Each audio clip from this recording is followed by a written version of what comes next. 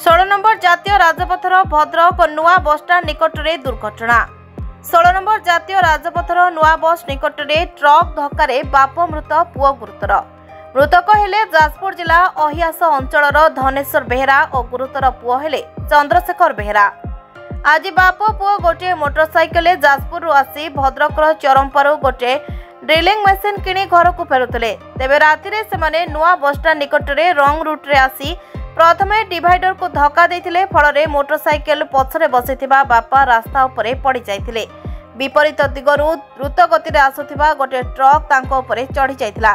फल धनेश्वरଙ୍କ घटनास्थल हि मृत्यु हो जाइथिला बेले पुओ गुरुतर होई तळे पड़ी जाइथिले।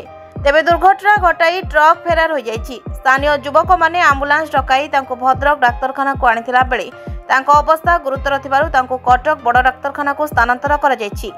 भद्रक टाउन पुलिस पहुंची मृत धनेश्वर खंड विखंडित शव को उद्धार करी भद्रक डाक्तरखाना को व्यवस्थित पाई पठाई तदंत आरंभ करिछि। Bureau report now Odisha.